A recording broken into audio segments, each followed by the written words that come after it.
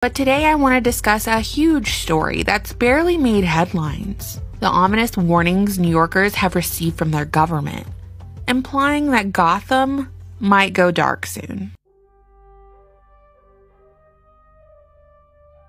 Let's travel back to 2 weeks ago, when the New York City Emergency Management YouTube channel uploaded a nuclear preparedness public service announcement. Welcome back from crime to COVID. New Yorkers have had a lot to worry about lately. Now city officials want you to prepare for another potential danger, even though it is not actually a potential danger. And I'm talking nuclear attack. So there's been a nuclear attack. Don't ask me how or why, just know that the big one has hit, okay? So what do? So the Department of Emergency Management launched that public service announcement on what to do if there is a nuclear attack. It features 3 steps. Get inside, head to a basement or the middle of a building, remove all of your outer clothing, and monitor updates from the government and the media again. The department says no specific threat has been made to the city, but they just want you to be prepared. So just several days later after that press conference, on July 20th, the mayor released this bizarre ad for NYC tap water. Hey, tap into good health. I never head out without my New York City tap water. Hot outside. I urge every New Yorker to drink up. Tap water is the best. Let's look at what is in New York City tap water, shall we?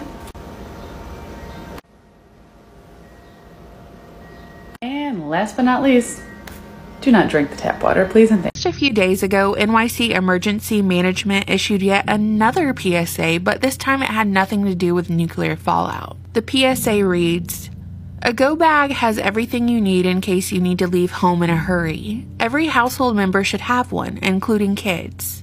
What will you pack?" So the news is telling residents of NYC to have a to-go bag packed. They're heavy on the suggestions. Why? Can somebody explain to me what the hell is going on over in New York? Y'all over there tripping. First, it's a PSA for a nuclear, what to do in the case of a nuclear attack. And then the mayor is saying everybody should drink tap water. But this newest one really got me baffled. And they just recently put out a tweet from the New York City Emergency Management about what to do when you need to get the hell out of New York. Is the shit about to hit the fan over there? Because you know New York is also covered by that 100-mile radius, you know. They got people trapped. So they're telling you to get a go bag ready to go.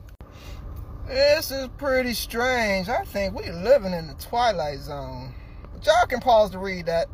Anyway, somebody help me understand. To trace individuals using facial recognition. Police say it would be a crime-fighting game changer, but critics warn it's a major threat to privacy. Eyes in the sky are nothing new to our city, but they've never been able to do this. One scan of your face and your whole identity can be revealed. It feels like it's like an invasion of privacy sometimes. It doesn't make me feel safe. It doesn't feel good to be watched. Facial and number plate recognition technology is about to be rolled out in the CBD, matching faces to databases provided by the government or private companies. It'll give police unprecedented power to track and arrest suspects. We're in the business of solving crime, and if we have technology that makes it more easy for us to do that, then we're going to take advantage of that. But that's exactly what they've been asked not to do yet. The Australian Human Rights Commission says new privacy laws are needed first. People could be misidentified, unfairly targeted, and the data collected could be misused. This is a real concern and it should be addressed before we see this rolled out across the city. That's fine by me. Completely fine by me. It also might keep a few politicians who are doing things behind closed doors a little bit straighter. And facial recognition technology is still far from... Queensland has been working on a digital licence for years, but now it's just months away from being a reality. And in this case, it's Share My Driver licence. Up to 72,000 Townsville drivers will trial the digital ID. The future is not just happening. The future is built by us, by a powerful community as you here in this room. We have the means to improve the states of the world. And the way they start is by tracking you.